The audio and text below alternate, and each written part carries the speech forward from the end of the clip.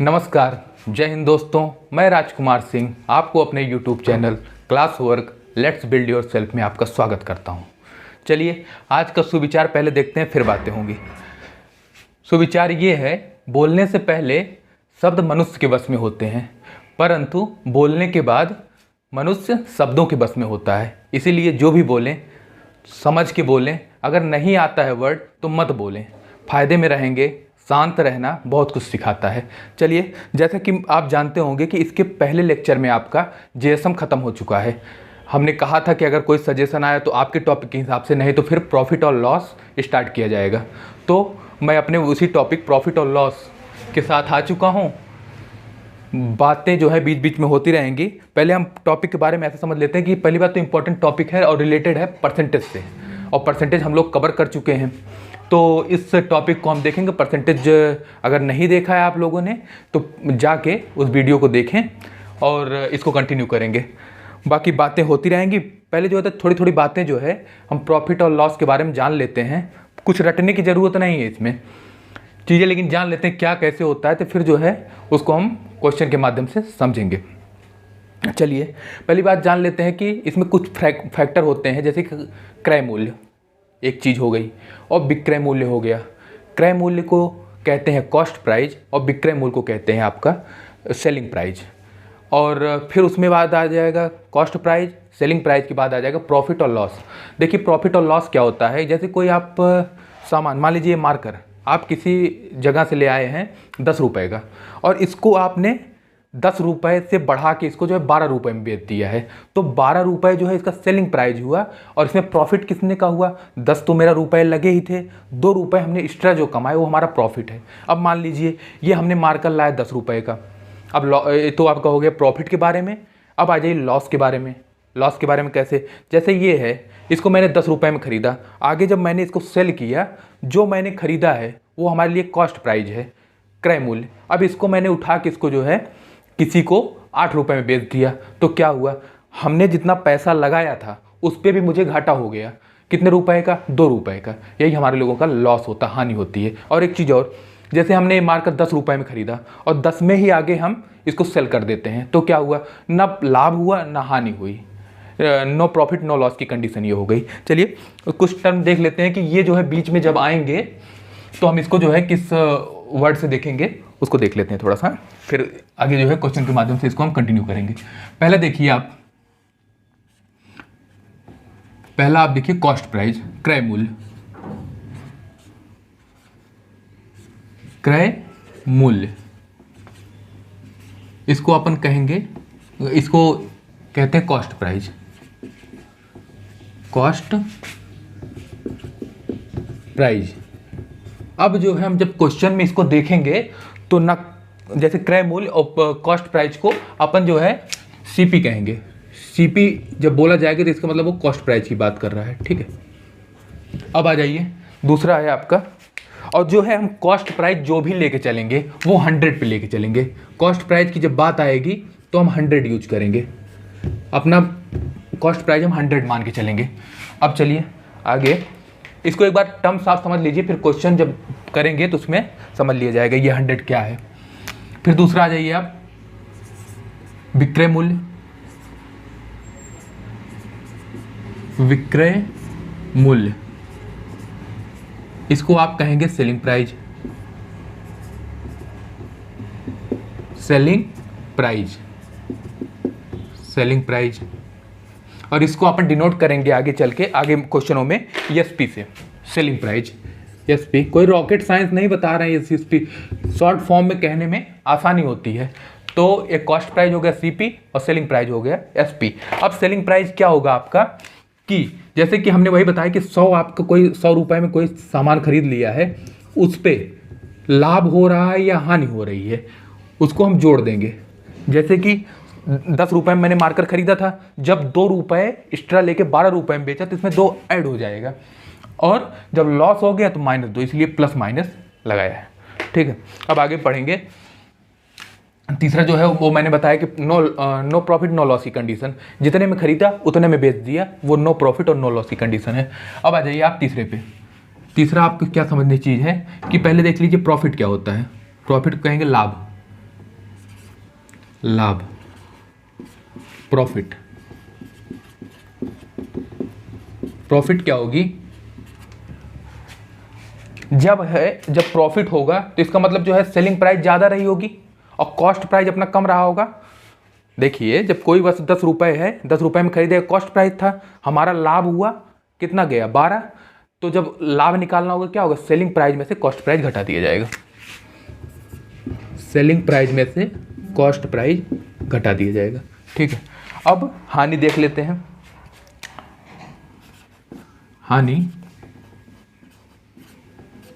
देख लिया जाता है लॉस। अब लॉस की कंडीशन में क्या होगा?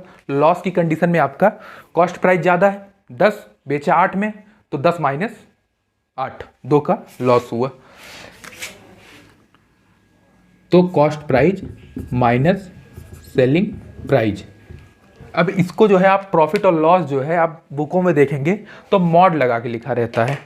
मॉड का फॉर्मेशन ये कि जैसे प्रॉफिट और लॉस को एक साथ अगर दिखाना है कि प्रॉफिट और लॉस, और ये जो होता है मॉड में दिखा दिया जाता है cost price minus selling price, या सेलिंग प्राइस और selling price minus cost price.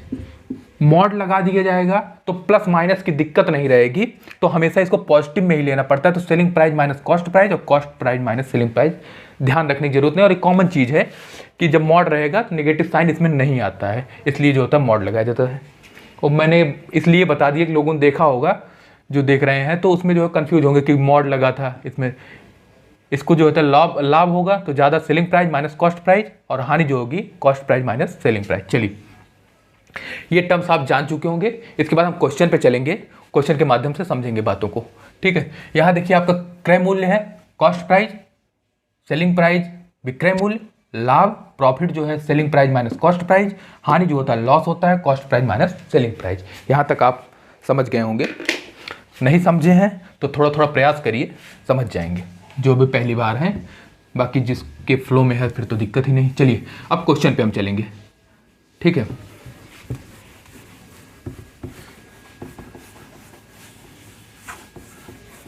Question number 1 पे चलेंगे। छोटे छोटे क्वेश्चन पहले स्टार्ट करेंगे समझने के लिए, जो है आसान से क्वेश्चन, फिर जैसा जैसा लेक्चर आगे जाएगा तो ये हम जो है बढ़ाते जाएंगे लेवल। ठीक है, अब देखिए पहला क्वेश्चन क्या कहता है। पहले क्वेश्चन हम देख लेते हैं। क्वेश्चन आप लोग देखिए, क्वेश्चन क्या कह रहा है कि एक विक्रेता एक वस्तु को 600 रुपये में खरीदता है और 20% लाभ पाकर उसे बेच देता है। वस्तु का विक्रय मूल्य ज्ञात करना है। चलिए पहले क्या करिएगा कि सीपी, जब ऐसे क्वेश्चन होंगे तो रेशियो के फॉर्म में हम इसको सॉल्व करेंगे। देखिए पहले लिख लीजिए सीपी रेशियो एसपी। अब आप ये जान चुके हैं कॉस्ट प्राइस है और ये सेलिंग प्राइस है। अब क्या कह रहा है कि हम बताए थे कि कॉस्ट प्राइस अपन 100 लेके चलेंगे, तो 100 का मतलब ये है कि अगर हमारा कॉस्ट प्राइस 100 है, आगे चल के अब क्या कह रहा है कि सेलिंग प्राइस में जब किया 20% ज़्यादा लिया, तो मतलब कॉस्ट प्राइस पे 20% का प्रॉफिट लिया, तो सेलिंग प्राइस कितनी हो जाएगी? 120 हो जाएगी। अब क्या कह रहा है, विक्रेता एक वस्तु को 600 रुपये में खरीदता है, तो उसकी जो है कॉस्ट प्राइस मतलब खरीदा है 600 पे। अब पूछ रहा है उसका विक्रय मूल्य कितना होगा, तो विक्रय मूल्य मतलब ये 120 वाला। अगर 100 यूनिट की वैल्यू हमारी 600 है तो 1 यूनिट की वैल्यू कितनी हो जाएगी? 100 यूनिट की वैल्यू हमारी 600 है तो 1 यूनिट की वैल्यू कितनी हो जाएगी? 6 हो जाएगी। और जब 1 यूनिट की वैल्यू 6 है तो यहाँ देखिए 120 यूनिट की वैल्यू कितनी हो जाएगी? 120 गुणे 6 और 12 छंग 72 होता है। ठीक है, 12 छंग 72, ये हमारा हो गया सेलिंग प्राइस, जो कि क्वेश्चन में हमसे पूछ रहा है। सेलिंग प्राइस हमारा क्या है?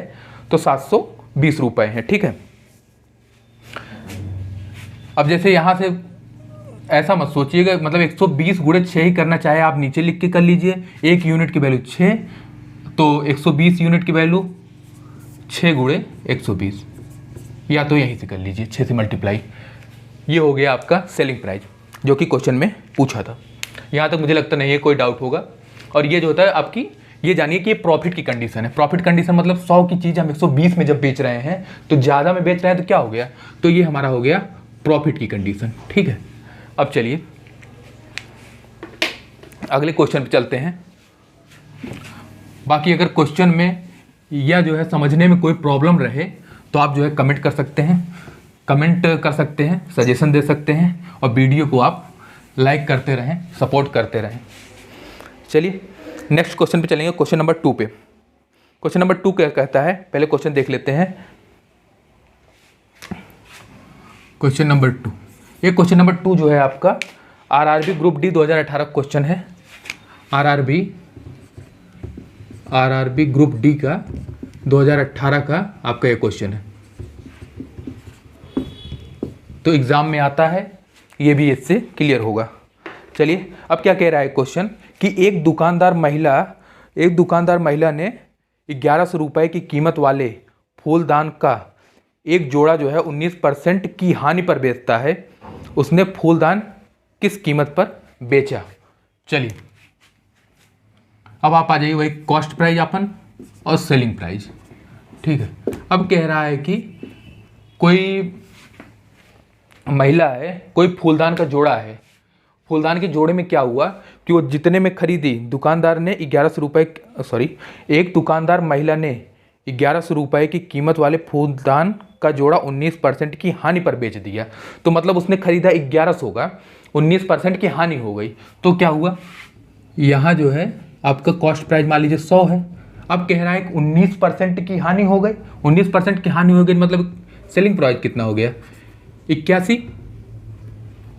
ठीक है, यहाँ देखिए आप 19% की हानि, यहाँ 19% की हानि है। अब पहले क्या कर रही थी जेंडर में देखिएगा थोड़ा सा, कॉस्ट प्राइस जो है उसका कह रहा था 1100 रुपये थी,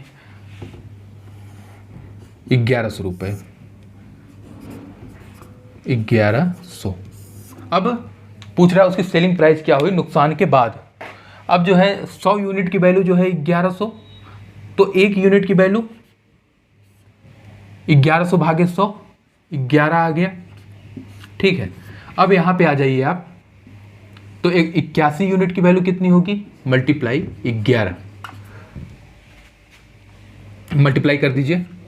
81 का जो है 11 से मल्टीप्लाई करिए, कितना आ जाएगा 198, 891।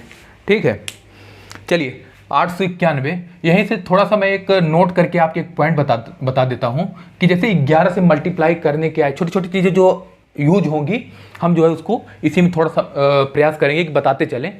जिसको आ रही है वो तो अच्छी बात है, जिसको नहीं आ रही वो सीख लेंगे, वो भी सबके बराबर आ जाएंगे। चलिए 11 से मल्टीप्लाई करने के लिए जो है एक चीज़ बता देते हैं कि 11 से मल्टीप्लाई आपका कैसे आ जाए। जैसे गुणा करोगे वो तो ठीक ही है, वो तो नॉर्मल मेथड है। अगर जैसे आपको गुणा नहीं करना है, बचना है और लंबी संख्या है 11 से गुणा करने के लिए, तो आप क्या करिएगा। ये क्वेश्चन आपको समझ में आ गया है कि इसका सेलिंग प्राइस कितना आ गया, 891। ये आपका आंसर हो गया, आपका सेलिंग प्राइस। उस औरत ने जो है उसको जो है सेलिंग प्राइस जितनी बेची है वो 891 रुपये है। चलिए 11 से जो है हम थोड़ा सा बता देते हैं आपको कैसे मल्टीप्लाई किया जाता है, एक दो एग्जाम्पल से, छोटा छोटा, टाइम नहीं लगाएंगे उसमें। और ये क्वेश्चन जो है आरआरबी ग्रुप डी 2018 क्वेश्चन है, बस जल्दी सीख लीजिए। इसको जो है आप नोट कर लीजिएगा साइड में, तो ध्यान रह जाएगा। 11 से मल्टीप्लाई करना है आपको। कोई भी संख्या उठा लीजिए आप, मान लीजिए एक संख्या है 178 इंटू 11। इसको जो है आप नोट डाल के लिखिएगा, नोट डाल के इसको कि नोट ऐसे डालिएगा कि 11 से मल्टीप्लाई करने के रूल, शॉर्ट ट्रिक भी सब कहते हैं, शॉर्ट ट्रिक समझ लो।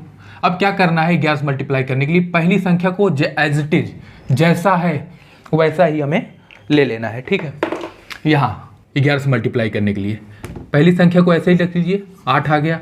अब जो है जो पहली संख्या उतार ली उसके बाद जो है इसको इसमें ऐड कर दीजिए, 7 दूनी 14, 1 15, 8 7 15 होता है ना, 15 का 5 लिख लीजिए और एक जो है हमारा शेष आ गया जो कि आगे जुड़ जाएगा। अब आगे बढ़िए, इसी क्रम में आगे बढ़ते जाएंगे, जैसे कि 7 1 8 और ये जो है एक पहले से हमारा बचा हुआ है शेष, तो उसको जो है ऐड कर लेंगे, 7 एक 8 और 1 9, और बाद में जो है ये लास्ट वाली संख्या एज इट इज लिख लेंगे। एक बार फिर समझेंगे कि 11 से मल्टीप्लाई करने के लिए मल्टीप्लाई करिए, 11 8 88, 11 7 87, वो तो ठीक है, वो कॉमन है। अब चीज 11 जैसे मल्टीप्लाई करना है, 11 को टच भी नहीं करना है, बस 11 देख लिया। अब क्या करें, जैसे संख्या दी गई है तो पहली बात तो जो संख्या पहली है इकाई के अंक, उसको डायरेक्ट आप लिख लीजिए। फिर अगली संख्या क्या करिए, वही इकाई अंक में दहाई का अंक जोड़िए, 8 7 15, 15 का 5 लिख लीजिए, बचा 1। अब आगे बढ़िए कि 7 और 1 8, 8 उसके बाद 1 बचा है हमारा, वो 9 हो गया। अब आगे बढ़ जाइए, 9 हो गया। अब यहाँ पे खत्म हो गया, जो लास्ट वाली संख्या उसको एज इट इज उतार लीजिए, 1958। मुझे लगता है जब आपको एक फ्लो बन जाएगा ना, समझने की जरूरत नहीं पड़ेगी, बस आप डायरेक्ट करते रहेंगे। अब आगे बढ़िए, एक एग्जाम्पल और ले लीजिए, अच्छा लगेगा, कोई भी ले लीजिए। एक ये पहला एग्जाम्पल हो गया, एक एग्जाम्पल और देख लेते हैं। जैसे बड़ी संख्या हो, कोई समझ में नहीं आ रहा, 8 2 5 4 3 2 1। अब क्या करें, 11 से मल्टीप्लाई करना है, 11 से मल्टीप्लाई करना है तो क्या करेंगे, तो पहली संख्या हमने जैसे बताया है, पहली संख्या जो होता है एज इट इज उतारिए, ये हो जाएगा आपका 1।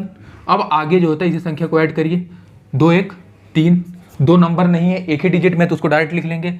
अब उसके आगे आ जाइए 3 2 5, इसको ऐड कर दिया। अब आगे आ जाइए 4 3 7, इसको लिख दिया।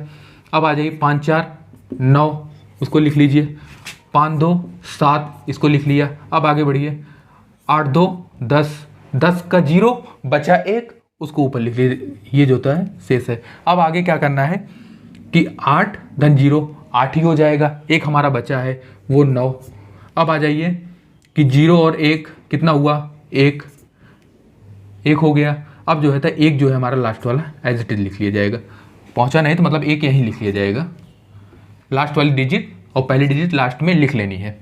ये आपका हो गया 11 से मल्टीप्लाई। देख लीजिएगा, 11 से मल्टीप्लाई करने के लिए आए तो 11 से गुणा डायरेक्ट ना करके 11 की 11 11 दूनी 22 11 डायरेक्ट छोड़िए उसको, ऐसे फॉर्मेशन में जब एक बार फ्लो बन जाएगा आपका, करने में आसानी होगी। चलिए, ये था, मैंने कहा बता दिया जाए। जो छोटी छोटी चीज़ें होंगी जिसको कैलकुलेशन जो होता है जिससे आसान हो सके, उसको मैं ऐसे नोट डाल के बताता रहूँगा। मैं आशा करता हूँ कि ये आपको समझ में आ गया होगा, ऐसे ना हिंदी में कि आपको समझ में आ गया होगा। अब क्वेश्चन नंबर 3 पे मूव कर जाएंगे। क्वेश्चन नंबर 3 क्या कहता है आपको,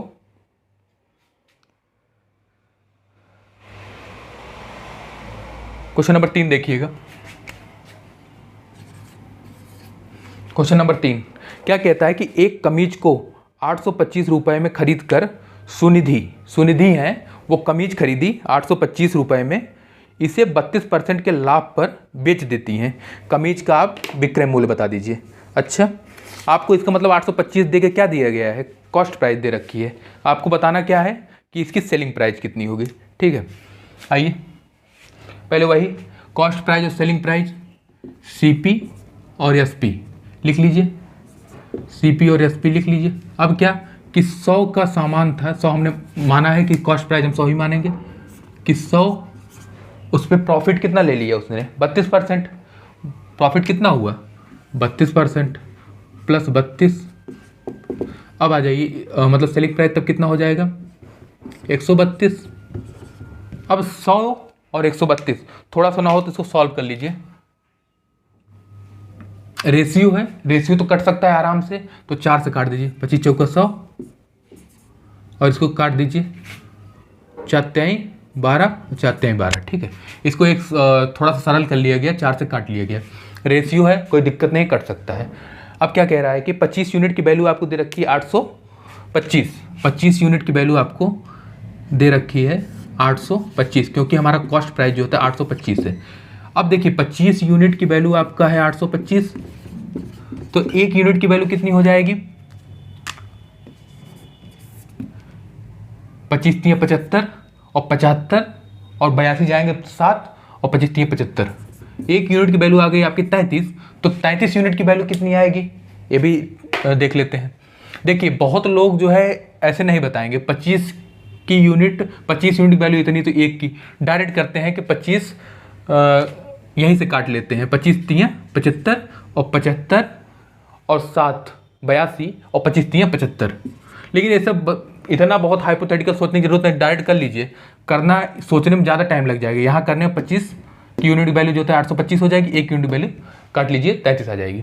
ठीक है, बहुत एक्सपेरिमेंट मत करिए, जो शॉर्ट फॉर्म है वही यूज करिए। ऐसे नहीं सोच रहे हैं अब दिमाग लगाने में ज़्यादा टाइम लग रहा है, इसको करने में आसान लगे। जो आपको आसानी लगे, जो क्वेश्चन जो करने का फॉर्मेशन आपको सिलेक्शन दिलाए वही जो है आप अपनाइएगा। किसी के कहने में नहीं कि ऐसे कर दीजिए वैसे कर दीजिए, सोच लीजिए।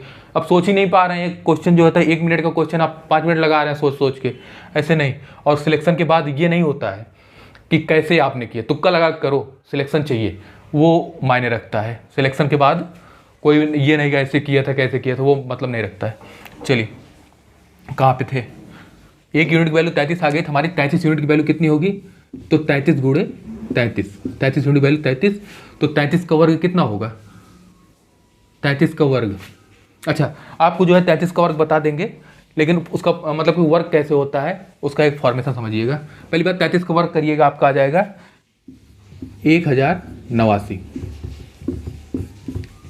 अब आपका पूछ लिया सेलिंग प्राइस कितना हुआ, तो 1089 हो गया, ये हमारा आंसर हुआ। ठीक है, ये आंसर हुआ।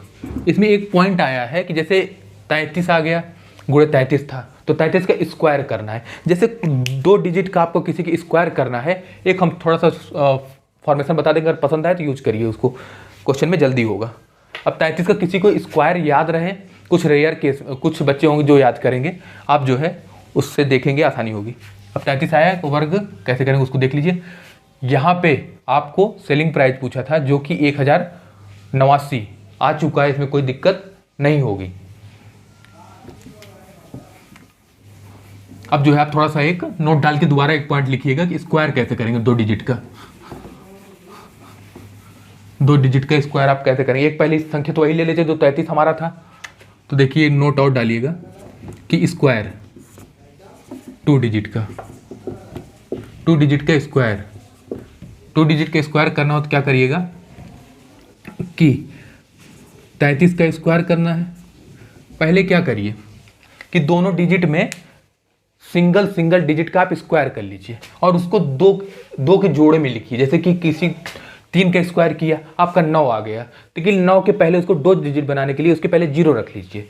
अब जैसे 4 हुआ तो 4 चौक 16, वो 2 डिजिट में है, उसको कोई ज़रूरत नहीं है 0 की। लेकिन अगर 1 डिजिट में है तो उसको दो डिजिट बनाने के लिए उसके आगे जो है आप 0 लगा दीजिए। चलिए यहाँ देखते हैं कि पहले इसका स्क्वायर एक बार सीख लीजिए, बाकी फिर आप कर ही लेंगे। एक बार आपको इसका स्क्वायर करना है, एक बार दूसरी संख्या का स्क्वायर करना है, कर लीजिए। 3 त्रिक्का 9, 9 सिंगल डिजिट में है तो उसके आगे हम 0 लगा लेंगे। जैसे 3 त्रिक्का 9 होता है, सॉरी यहाँ 3 त्रिक्का 9 होता है, उसके पहले अपन एक 0 लगा लेंगे 2 डिजिट बनाने के लिए, क्योंकि उसी अभी आप समझेंगे क्यों मैं 2 डिजिट बना रहा हूँ। आगे इसका तो 2 डिजिट बनाने की कोई ज़रूरत नहीं, लेकिन दिमाग में रहेगा चलेगा ना, अच्छा इसका सिंगल है इसको बना लो, कोई फ़र्क नहीं पड़ता है। अब यहाँ 3 त्रिक्का 9 जो इंपॉर्टेंट है, ये दूसरा जो है तो सेकंड डिजिट होती है, मतलब इकाई का अंक, इसको जो होता है 3 त्रिक्का 9 हो गया। अब क्या करेंगे, 9 सिंगल डिजिट में, उसको 2 डिजिट बनाने के लिए 0 आगे चिपका देंगे। अब क्या करिएगा, ये तो एक लाइन में लिख लिए। अब नीचे इसकी क्या लिखा जाएगा, नीचे लिखने से पहले जो होता है 1 डिजिट को पहले इस स्थान को हमें छोड़ देना है, यहाँ कुछ नहीं लिखना है हमारा। अब यहाँ आ जाइए, जो हमारे नंबर दिए गए हैं उनको सबको गुणा कर लीजिए। जैसे 3 गुणे 3 और ये ऊपर वाला स्क्वायर भी गुणा होगा, 3 त्रिक्का 9 दूनी 18, तो एक अंक छोड़ के हमें 18 लिख देना है, बस हमारा काम हो गया। यहाँ जो तो 9 आ जाएगा, यहाँ 8 हो जाएगा, सब जोड़ लीजिए। यहाँ मतलब ये क्रॉस मतलब ये है कि ये स्थान हमें खाली छोड़ना है, यहाँ कुछ नहीं लिखना है, ठीक है। यहाँ जो है तो 9 आ गया, ये 8 हो गया और 9 1 10 हो गया, ये आपका आ गया 1089 जो इसके पहले आया था। स्क्वायर फॉर्मेशन अगर आपको करना है इस फॉर्मेशन में आप कर सकते हैं सोच के। कैसे, अब तो मैंने ऐसे बताया, टाइम लगा, सोचेंगे कैसे कि 3 त्रिक्का 9 लिख लिया। अब 3 त्रिक्का 9 सिंगल डिजिट में है, आगे 0 लगाना है, अच्छा 0 9। अब इसको तीनों को मल्टीप्लाई करना है, इसको और स्क्वायर को भी, तो 3 त्रिक्का 9 दूनी 18। 18 लिखने से पहले इसमें एक चीज़ ध्यान रखनी है केवल, कि यहाँ वाला लास्ट डिजिट इकाई के अंक के नीचे नहीं लिखना है, उसके आगे बढ़ा के लिखना है। तो 8 और 1 बस ऐड करें, हमारा आंसर आ गया। अब जैसे कि कोई संख्या और ले लीजिए, एक और एग्जाम्पल ले लीजिए, मान लीजिए एग्जाम्पल 1 और एग्जाम्पल 2 आप देख लीजिए। दूसरा एग्जाम्पल कोई भी उठा लीजिए। मान लीजिए, अच्छा बड़ी संख्या ले लेते हैं कोई सी, एक कोई संख्या बताओ भाई, 98 का वर्ग। 98 का वर्ग करना है तो क्या करिएगा कि हमारा वही पहले 9 9 9 81। अच्छा अब कुछ महान भाव होंगे, इसके पहले भी जीरो लगाएंगे। अच्छा इसके पहले लगाएंगे तो कोई दिक्कत नहीं होगी, अभी आगे वाले में बताते हैं इसकी मतलब दूसरे डिजिट में कि 8 अठाई 64। अब यहाँ 64 लिखेंगे, वो कहेंगे अरे गुरुजी ने बताया था कि यहाँ जो है आगे जीरो भी लगाना है। चलो चलो चलो यहाँ जीरो लगाते हैं। गुरुजी ने ये नहीं बताया था कि यहाँ जो है 2 अंक रहे तब भी जीरो लगा दो। अगर सिंगल डिजिट में 18 8 अठाई 64, हमारा 64 जो होता है ऑलरेडी जो होता है 2 डिजिट में है, तो इसके पहले जीरो लगाने की जरूरत नहीं है। इसको बैठा लीजिए, चीज़ सीखा जाए और सही तरीके से। पता लगा सीखे हैं, आड़ा टेढ़ा सीखे हैं, कर रहे हैं, गलत हो रहा है और गरिया रहे हैं टीचर को। ऐसा ना करेंगे, जो नहीं होगा वो खुद पे ब्लेम लेंगे, ठीक है। यहाँ जो है अच्छा अब क्या करना है, पहली बात तो इसका स्क्वायर कर लिया, इसका स्क्वायर कर लिया। अब आगे बढ़िए कि इन दोनों का मल्टीप्लाई और इसका तीनों को मल्टीप्लाई कर लिए। अब कैसे होगा, 8 दूनी 16, 16 नवैया होता है 144। अब कुछ लोग कहेंगे 16 नवैया 144 कैसे होता है? भाई ये टेबल है, याद करनी पड़ती है, ठीक है। नहीं याद होता है तो गुणा करो, मल्टीप्लाई कर लो, कोई ऐसे इशू नहीं है। अब देखिए ऐड कर लीजिए, यहाँ हो जाएगा 4, यहाँ हो जाएगा, ऐड कर लेना, नॉर्मली ऐड करना है बिना दिमाग लगाए। यहाँ जो है कुछ नहीं है तो मतलब डायरेक्ट उतार लेना। 4 6 4 10, 4 1 5, 1 6 और 8 1 9, 9604, ठीक है। ये आप आ गया, इसको नोट डाल के उसी बगल जो है लिखते चलिए। कुछ चीज़ें जो होता है अगर एक साथ जैसे इसे शॉर्ट ट्रिक करके बता दें तो आदमी जब ध्यान देगा ना, तो जब एग्जाम्पल के साथ रिलेट नहीं होगा तो वो भूल जाएगा। इसीलिए जो होता है जब साथ बताएंगे तो आपका रहेगा अच्छा इसके पहले जो होता है आपका 33 का मल्टीप्लाई किए थे, कैसे किए थे, वो ये फॉर्मेशन है, ठीक है। आप समझ गए होंगे इस बात को, ऐसी हम आशा कर सकते हैं, क्योंकि अब तो यहाँ से आशा ही कर सकते हैं। आशा ये भी कर रहे हैं कि आप लोग अच्छे होंगे, कुशल मंगल से होंगे, दिवाली अच्छे से बिताई होगी, कुछ लोगों ने हाथ भी जलाए होंगे पटाखे से। अगर दिल्ली के नहीं होंगे तो, दिल्ली के होंगे तो फिर जलाने का मौका नहीं मिला होगा। चलिए क्वेश्चन नंबर कितना हो गया था, क्वेश्चन नंबर 3 तक हो गया, तो क्वेश्चन नंबर 4 पे आ जाइए बाबू। यहाँ जो है क्वेश्चन नंबर 4 पे क्या कहता है कि हरी एक पुरानी कार खरीदता है। अच्छा ये क्वेश्चन अच्छा है, और ये भी क्वेश्चन जो होता है आरआरबी ग्रुप डी का क्वेश्चन है 2018 का। ये क्वेश्चन आरआरबी ग्रुप डी का 2018 का ही क्वेश्चन है।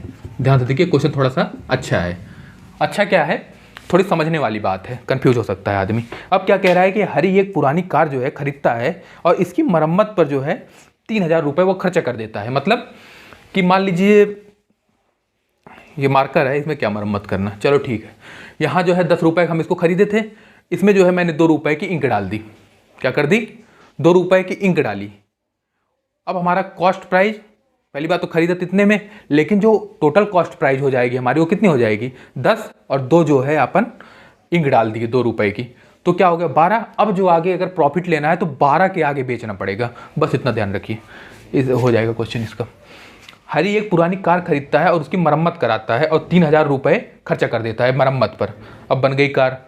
अब क्या किया, यदि हुआ कार जो है 58,000 रुपये में बेचता है। कार है भाई की साइकिल है, चलो भाई ठीक है, 58,000 रुपये में बेचता है और 16% का लाभ कमाता है। अब पूछ रहा है तो उसने कार खरीदने के लिए कितना रुपए भुगतान किया था, मतलब कि मरम्मत से पहले, इंक डालने से पहले की कीमत ये पूछ रहा है, बस इतने ध्यान देने की बात है। चलिए आ जाइए कि कॉस्ट प्राइस, वही फॉर्मेशन, और सेलिंग प्राइस। कॉस्ट प्राइस और सेलिंग प्राइस अपन का रेशियो क्या है कि कह रहा है कि 16% का लाभ कमाता है। तो मतलब अगर 100 रुपये की हमारी चीज़ रही होगी तो हम उसको 116 में बेचे होंगे, बेच दो भाई। अब 116 की जब बेच देंगे तो इसको जो है थोड़ा सॉल्व करके छोटा कर लेते हैं, क्या कि 25 चौका 100, और इसको काट दीजिए, 4 दूनी 8 और 8 3 11 होता है, और आपका 36 हो गया, और 4 9 36। लो भाई 24 जो है आप, अरे 25 चौका 100 होता है, 24 चौका 100 थोड़ा होता है। क्यों भाई, यही होता है ना 25 चौका 100, 24 चौका 100 थोड़ा होगा। तो 25 चौका तो कैलकुलेशन थोड़ा थोड़ा ध्यान देते रहेंगे। ये हो गया आपका 4 से कट किया 25 और 29 का रेशियो आपका आ गया है। अब क्या कह रहा है कि वो बेचा कितने में बेचा था, तो 58,000 में बेचा था, 58,000 रुपये। अच्छा, 58,000 लिखने का एक तरीका और होता है। व्हाट्सअप उस पर चलते हैं, फेसबुक वाले पे और यूट्यूब वाले पे 1000 का फॉर्मेशन आए तो इसको लिख सकते हैं 58,000, 3 जीरो को के लिख दीजिए, अच्छा लगेगा कि जीरो लेके चलना नहीं पड़ेगा। ठीक है, 3 जीरो हो, आप जीरो हटाओ, 58 के लिखो, शांति रहेगी। अब क्या करना है कि 29 यूनिट की वैल्यू है आपका 58 के, और जिसका मन ना मान रहा हो, नहीं नहीं भाई हम जीरो लेके ही चलेंगे, लेके चलो भाई, कोई दिक्कत नहीं है। हम के लिखते हैं फॉर्मेशन, मतलब कि जीरो लिखने में लिखना ना पड़े हमारे, के लिख लेंगे। ठीक है, अब देखिए 29 यूनिट की वैल्यू 58, तो 1 यूनिट की वैल्यू कितनी होगी, 2 के हमारा 1000 है, 3 जीरो है, वो ध्यान देते चलेंगे, नहीं पता लगा के लिख लिए, पता ही नहीं के क्या है, तो के हमारा 2 के आ गया। अब हम क्या कर लेंगे कि 1 यूनिट की वैल्यू हमारा 2 के, अब 25 यूनिट की वैल्यू क्या हो जाएगी, 25 × 2 के, मतलब 50 के, 50 के मतलब वही 3 जीरो अपना 50,000 आ गया। 50,000 जो है हमारी कॉस्ट प्राइस आ गई, टोटल कॉस्ट प्राइस। अब लेकिन वो पूछा था हमें कितने में, मार्कर कितने में शुरू में था, तुम इंक डाले ना डाले उसको छोड़ो, उसके पहले में कितने में था, तो वो है आपका 3,000 माइनस कर देंगे, वही हम अपना 2 रुपये माइनस करेंगे, भाई हमारा 10 ही था, हम 2 रुपये में इंक डलवाए हैं, तुम क्या किए हो, मरम्मत कराए हो 3,000 रुपये, भाई हम 3,000 रुपये लो माइनस कर दिए, नाराज काहे होते हो, लो नाराज हो मत हो नाराज। यहाँ जो होता है 47,000 का आपका आ गया, 47,000 का आपका क्या आ गया कि वो कितना रुपए में वो खरीदा था, उससे वही पूछा है ना, उसने कार खरीदने के लिए कितने रुपए भुगतान किए, उसको कितना दे दिया कि भैया तुम लो, मरम्मत और हम करा लेंगे। ये हो गया आपका 47,000, आपका आंसर आ गया। ठीक है, क्वेश्चन नंबर 4 हो गया है, 2 क्वेश्चन और करेंगे, फिर इसके बाद ख़त्म करेंगे इस क्लास को, फिर आगे नेक्स्ट क्लास में इसको कंटिन्यू करेंगे।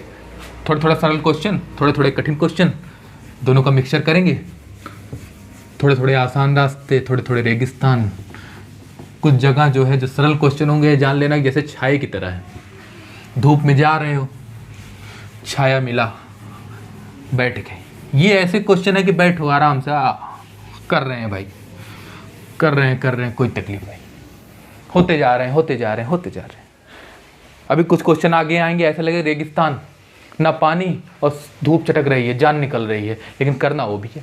लेकिन पेपर में करने का तरीका क्या, पहले सरल वाले करेंगे, फिर जो होता है इजी, मॉडरेट, फिर हार्ड लेवल, इसी फॉर्मेशन में अपन पेपर सॉल्व करने का यही तरीका है, जो कि हम अपनाते भी हैं, और जो नहीं अपनाते हैं फिर उनका सिलेक्शन नहीं होता है। नॉर्मल सी बात, न बहुत बड़ी बात न बहुत छोटी बात। क्वेश्चन नंबर 5 पे आ जाइए। अब बिना देर किए हम क्वेश्चन नंबर 5 पे आ जाएंगे। क्वेश्चन नंबर 5 क्या कहता है कि क्वेश्चन नंबर 5 हम इधर देखेंगे, एक वस्तु जो है 12.5% के लाभ पर 4500 रुपये में बेची गई। अच्छा, उसकी लाभ राशि बताइए। ये परसेंटेज में हम लोगों ने पढ़ा था, जब परसेंटेज पढ़ रहे थे हमने बहुत जोर देके बताया था कि 12.5% हो, इसको लिख सकते हैं फ्रैक्शन के फॉर्म में 1/8। अब भाई ये तो पुरानी बात है, याद कैसे रहे, याद नहीं है तो जाके वीडियो देखो, नहीं तो फिर 100 से डिवाइड करके देखो। अब इसके लिए और कोई चारा नहीं, या तो 12.5 का फ्रैक्शन याद हो, या तो फिर नहीं याद है तो वही पहले वाला CP और SP पे चले जाइए। यहाँ जो 100/5 मतलब 112। अब इसको काटिए, इसको कट करिए, रेशियो कट करेंगे तो यही आएगा 8:9। लेकिन इसमें याद रखिए परसेंटेज हम पढ़ चुके हैं, क्यों भाई दिमाग लगाएं, क्योंकि दिमाग हम लोगों के पास ये नहीं है। क्यों, आपके पास नहीं, हमारे पास भी नहीं है। चलो, यहाँ पे जो था 1/8 आ गया, और नीचे वाला मैंने क्या बताया था कि कॉस्ट प्राइस होगा, ऊपर वाला प्रॉफिट होगा। ये आपका कॉस्ट प्राइस, ये आपका प्रॉफिट लीजिए, ये भी रेशियो कॉस्ट प्राइस, और ये आपका आ गया रेशियो प्रॉफिट का। अब आ गया आपका सेलिंग प्राइस। कॉस्ट प्राइस अगर हमारा 8 है प्रॉफिट हमारा 1 रुपये का हो रहा है, तो हमने बेचा कितने में? 9 रुपये में बाबू। समझे कि ना समझे? तो समझो, ये 10 था, क्यों? ये 10 था, 12 का बेचा, तो क्या किया? वो 2 रुपये जो ऐड किया 2, तभी तो 12 हुआ ना। कॉस्ट प्राइस और plus profit equal to selling price, ये आपका 9 आ गया। अब क्या कह रहा है कि लाभ पर उसने बेची मतलब तो यही 9 यूनिट की वैल्यू वो दे रखा है बाबू। यहाँ 9 यूनिट की वैल्यू 4500 दे रखा है। क्या दे रखा है? 4500। भाई 4500 में यहाँ कहाँ कॉमा लगा रहे हैं? 4500 और 9 पचे 45, मतलब 9 यूनिट की वैल्यू 4500, तो 1 यूनिट की वैल्यू आपकी 500, क्योंकि 5 9 45 हम जानते ही हैं। अब वो पूछ रहा है कितना परसेंट, कितना प्रॉफिट हुआ भाई, उसकी लाभ की राशि पूछ रहा है। तो अगर कॉस्ट प्राइस पूछता तो आगे हमें बता रहे हैं क्या करते। यहाँ प्रॉफिट पूछा है, तो प्रॉफिट में क्या करेंगे कि 9 यूनिट की वैल्यू 4500, 1 यूनिट की वैल्यू आपकी 500, तो 1 यूनिट की वैल्यू, प्रॉफिट हमारा 1 यूनिट हुआ है, तो मतलब ये 500 रुपये का प्रॉफिट हुआ। और अगर अच्छा प्रॉफिट तो पूछ लिया, क्वेश्चन बताया था, बता दिए। ये भी जान लो कि अगर कॉस्ट प्राइस पूछ लेता तो क्या बता देते, तो वही 500 का 1 यूनिट की वैल्यू 500, तो 8 यूनिट की वैल्यू 8 पंचे 40, 4000। कॉस्ट प्राइस पूछे, प्रॉफिट पूछे, सेलिंग प्राइस दिया ही है, तो कोई दिक्कत नहीं होगा, हम सब कुछ बता देंगे, क्योंकि हमने अब सीख लिया है। क्वेश्चन आंसर हो गया 500, इसका होगा 500 अगर, लेकिन कॉस्ट प्राइस भी पूछ लेता तो 4000 है। ठीक है, 8 पंचे 40। ठीक है, अब क्वेश्चन नंबर 5 तक तो हम कर लिए, एक क्वेश्चन और करते हैं, फिर वाइंड अप करते हैं। आज की सेवा यहीं समाप्त। नेक्स्ट क्लास में मिलेंगे नेक्स्ट जोश के साथ, नए सुविचार के साथ आपसे मुलाकात होगी नेक्स्ट सेशन में। पहले हम क्वेश्चन नंबर 6 देखेंगे, फिर हम बोलेंगे अलविदा। अलविदा कि बाय बाय। उर्दू के वर्ड अच्छे लगते हैं, अर्थ नहीं समझ में आता है कहाँ क्या लगाना है, पता लगे यहाँ लगाना, ये हो गया ये। अब देखिए क्वेश्चन नंबर 6 क्या कह रहा है कि क्वेश्चन नंबर 6 कह रहा है कि एक व्यक्ति ने एक वस्तु को 1975 में खरीदा तथा 12% के लाभ पर उसे बेच दिया। वस्तु का जो है आप विक्रय मूल्य क्या था? अच्छा खरीदा ना, खरीदने दो भाई। एक व्यक्ति ने एक वस्तु को 1975 रुपये में खरीदा। अच्छा, ये आपका कॉस्ट प्राइस है, ये आपका है सेलिंग प्राइस। क्या है? कॉस्ट प्राइस और सेलिंग प्राइस। हमारा 100 रुपये कॉस्ट प्राइस रहा होगा, तो सेलिंग प्राइस कितना हो जाएगा? 12% के लाभ के बाद बोलेंगे हम कि 112 हो जाएगा। चलिए आगे बढ़िए। कह रहा है कि खरीदा हमने, इसको थोड़ा सा ना हो सॉल्व कर लीजिए, आसानी हो जाएगी रेशियो को। यहाँ जो होता है 25 चौके 100, ये तो हो ही गया। इसको काटिएगा, काटो भैया। 4 दूनी 8, 4 दूनी 8, 3 12 32 और 8 चौके 32, 28 हो गया। अब कह रहा है कि 25 यूनिट की वैल्यू हमारा है 1975, 1975 लिख लेंगे। अब जब 25 यूनिट की वैल्यू 1975, तो 1 यूनिट की वैल्यू कितनी हो जाएगी? काट लीजिएगा, काट लीजिएगा इसको भाई, काट लीजिएगा मतलब कि सॉल्व कर लीजिए कि 1 यूनिट की वैल्यू कितनी आ जाएगी। 1975 भागे 25 हमारा आ जाएगा 79। इसको काट लीजिएगा। हम मास्टर से सब कुछ नहीं कराएंगे, कुछ खुद भी किया करेंगे। इसको काटेंगे तो 79 आ जाएगा। अब क्या करना है? पूछ क्या रहा है कि विक्रय मूल्य क्या होगा। हम 28 यूनिट हमारी है विक्रय मूल्य, गुणे हम 79 करेंगे। अब 79 करके भी क्या पाएंगे? मल्टीप्लाई कर लीजिएगा इसको, और 2212। मास्टर को ज़्यादा कष्ट नहीं देते, इसको मल्टीप्लाई करिएगा। अच्छा, इसमें ऑप्शन होगा ना, ऑप्शन कट कर सकते हो आप। 8 9 72, 2 नहीं होगा, सब में 2 2 2 है। करो भाई, मेहनत करो। 28 गुणे 79 करिएगा, 2212 है आपका। ठीक है, ऑप्शन भी मिल रहा होगा। चलिए, ये तो आपकी हुई आज की स्टार्टअप क्लास। ऐसा लगा होगा कि आराम से बिंदास कर रहे हैं, दिमाग नहीं लग रहा है। आगे क्वेश्चन जो है थोड़ा थोड़ा, अभी तो पहले जो है 1-2 लेक्चर इजी टू मॉडरेट चलने देंगे, फिर लास्ट तक जब पहुंचेंगे, जैसे जीएसएम में भी किया था, परसेंटेज में भी किया था हार्ड क्वेश्चन, तो ऐसे हम करेंगे। अच्छा, यहाँ तक कि कोई क्लास में कोई आपको त्रुटि लगी हो, कुछ सजेशन आपको देना हो, कुछ आपको बताना हो कि भाई ऐसा नहीं ऐसे करो, क्योंकि हम जो है आपके सुविचार लेने के लिए, आपके भी हम सुविचार देते ही नहीं हैं, आपके सुविचार लेने के लिए भी हम तत्पर रहते हैं। तो आप क्या करेंगे कि जो भी सजेशन होगा वो आप दीजिए, कमेंट हो, कमेंट करिए, लाइक कर दीजिए। अपने जो पढ़ने वाले हों या इसको ज़रूरत समझें उसको पास शेयर भी कर दीजिए। बाकी इस परिवार को जितना बड़ा बनाएंगे अच्छा रहेगा। परिवार जितना बड़ा संघीय शक्ति कल युगे। जितना हम साथ साथ रहेंगे उतना हम मजबूत रहेंगे। एक उंगली कुछ नहीं है, पांचों मिल जाएंगे तो मुक्का मारेंगे। ठीक है, चलिए यहाँ पे हम आज इसको ख़त्म करते हैं। आशा करते हैं कि ये समझ में आ गया होगा। मैंने इजी फॉर्मेशन में समझाने का प्रयास किया है। अगर आपको लगता है भैया इससे भी डाउन टू अर्थ चलना है वो भी बताइएगा, इससे भी नीचे लेके चलेंगे आपको। ठीक है, एकदम पूरा वही बड़ा अवतार में ले नहीं गए तो पाताल में वहाँ से निकालेंगे आपको। चलिए आप जो है कमेंट करते रहिए, जुड़े रहिए और लोगों को जोड़ते रहिए इस परिवार से। लाइक, शेयर, सब्सक्राइब तक ये कलाम वर्ड आप करते रहिए। चलिए नेक्स्ट लेक्चर में आपसे मुलाकात होगी। जय हिंद, जय भारत।